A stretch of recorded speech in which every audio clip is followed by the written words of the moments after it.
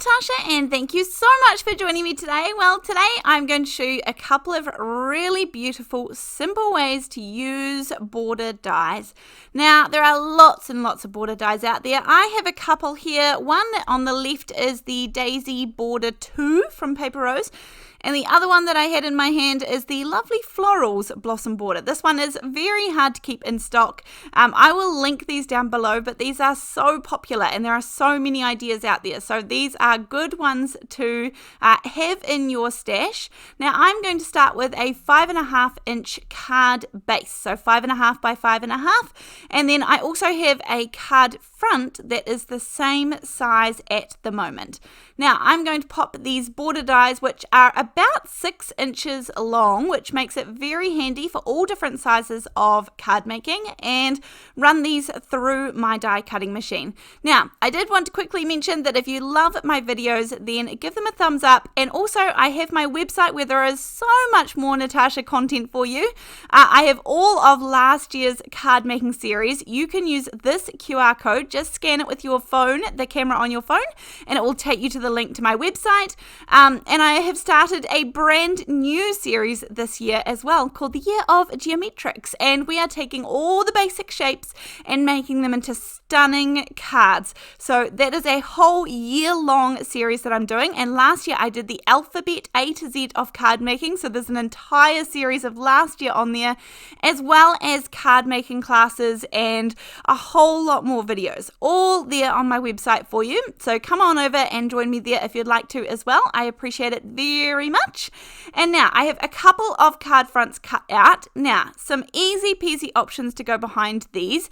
I'm going to do a couple, one really colourful and one a little more muted and yet still stunning. I think the stills at the end of this video give you the best version, give you the best picture of these. So if you hang around till then and see those, or even skip through and see those, then you'll still see that these are absolutely really almost, I'm trying to work hard on being able to leave a little bit of white space in my cards, and for some reason this is something I struggle with, but today this is one of my efforts. So I have this gorgeous colourful cardstock from Simple Stories here. Now this is almost a rainbow of colours, but all I'm going to do is cut 1/4 inch strips. So you can use scrap cardstock, you can use gel prints you've pulled, you can use stamped off piece of paper, you can use anything that you've created. I am just popping these down onto a piece of copy paper.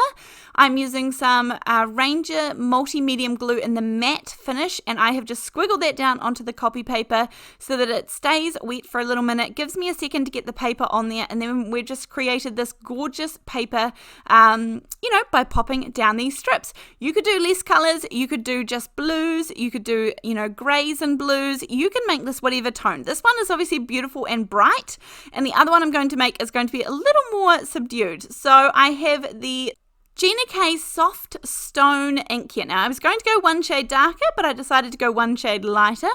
One thing with the Gina K inks is that you have to give them sort of 30 seconds or so to settle, and then they kind of even out. But even with that, I'm really not trying to do an even job of blending, because you'll see why in a minute that it really doesn't matter. I truly only am going to put in the time and effort for my ink blending when it's sort of really obvious, but this is not going to be. So really we're just colouring a panel. If you have a piece of cardstock that you already want to use, go for gold. If you have some pattern paper that you want to use behind here, that's going to work too. You can use whatever you like.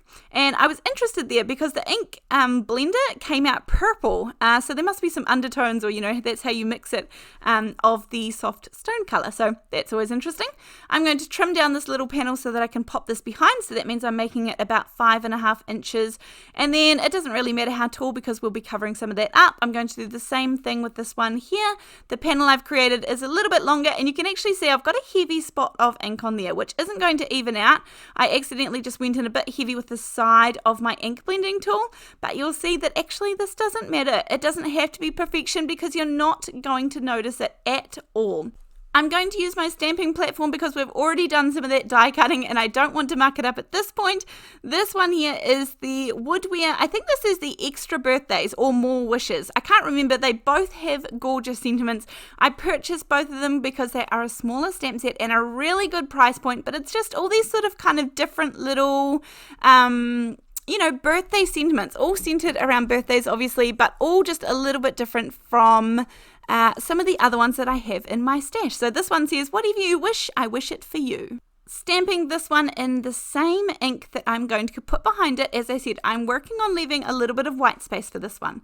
Now, I also cut out another one just very roughly, very, very roughly, because I wanted some of the centers of these gorgeous little daisies. And so I'm going to have a sort of light yellow, I guess, center to these, just to add a little tiny bit of color to this. And you'll see that this makes a huge difference.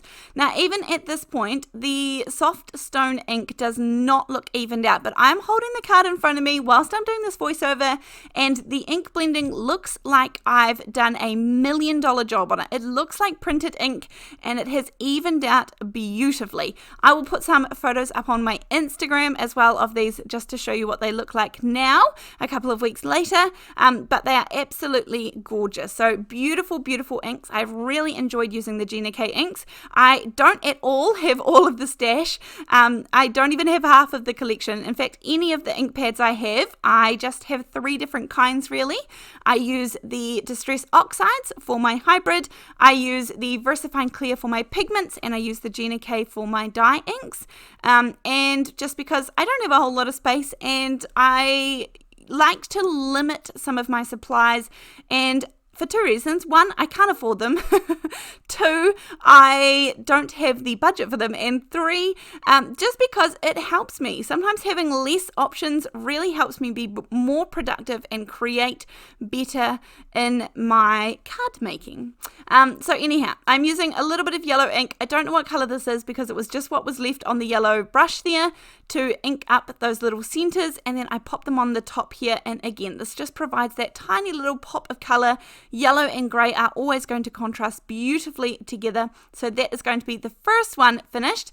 The second one is going to be super simple too, but I decided to go, I'm not necessarily leaving white space, but I'm going white on white for this one. So because there is a beautiful, colourful background that I'm creating here, I'm putting some foam tape on here. This is the 1mm foam tape from scrapbook.com, and then I have also, just because I want to line this up perfectly, I put liquid glue on the back of my foam tape because I know I won't be able to get this lined up if I just have one go at it, and so I want the ability to be able to wiggle it around. You can see I wiggle it right into place and make sure that everything is lined up, all the edges are nice and neat, and adding on the liquid glue onto the back there gives me that ability. Now I have this Scripty, the fancy just because, and I am going to die cut this out 3 or 4 times each one, and I'm going to stack them up. You've seen this many times before, but I'm doing this because I'm going white on white. So I wanted the color at the bottom to really, really stand out beautifully. And actually, this is one of my favorite cards. I love the just because often I'm giving someone a card, not for a reason that there's usually a good sentiment for, and so I quite like the just because you can obviously explain more on the inside and write a little bit, a lovely personalized message. But I really, really like this. Now, I did think about doing it off to the left there, but actually centered was perfectly fine.